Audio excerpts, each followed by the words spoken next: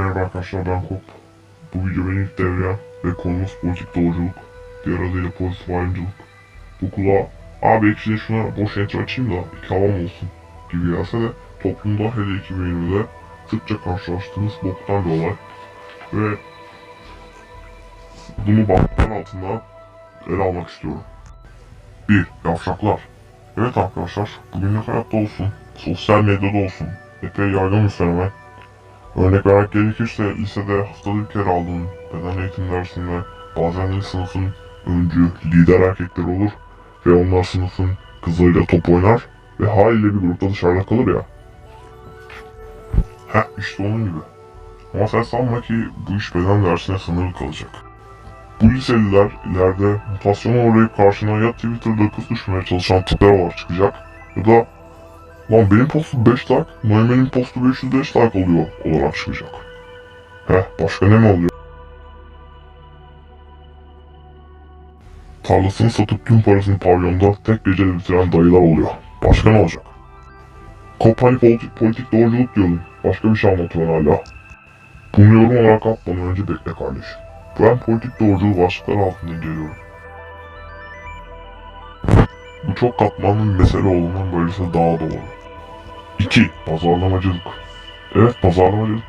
Politik doğruculuk en çok reklamcı abilerin işine geliyor. Öyle olsaydı sadece 8 Mart reklamları değil 19 Kasım reklamları da görürdük. Her ne kadar toplumun gözünde sözde eşit de olsak 19 Kasım reklamcıların gözünde 8 Mart kadar gelir kapısı değil. Haliyle bize düşen tek kutlama taşlaştığı face gruplarına oluyor. Ne yapalım? Şimdi bir 2020 Cartoon Network'üne gidelim. Herhangi bir çizgi dizi açalım. Lan niye rastgele karakterler geliyor oğlum? Tamam abi, Netflix açalım o zaman. Lan yine geyler ve güçlü alfa kadınlanan karakterler var. Lan Kop, özgüvensiz psikoç. Sana giren çıkan ne?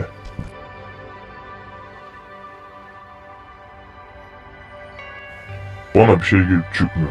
Ama size bir şeyler girip çıkıyor aga. Sizi bu öğelerle kandırıp boktan şovlara mahkum ediyorlar. Yoksa ben bak 20 yıl öncesine, o zamanlar LGBT hakları şimdiki kadar desteklenmiyordu. Haliyle Cartoon Network'te hiç gay karakterler de çıkarmıyordu.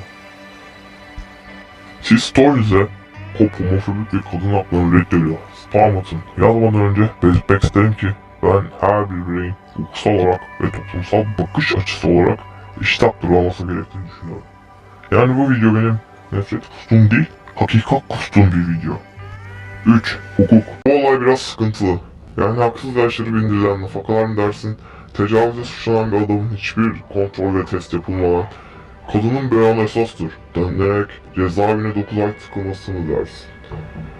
Sonra gerçek ortaya çıkınca pardon abi çekmelerini mi dersin? Dersine dersin. Diyecek çok şey olsa da hiçbir şey diyemiyoruz. Medya her cinayete eşit gözle bakmadığı sürece dediklerimizin hiçbir önemi olmayacak.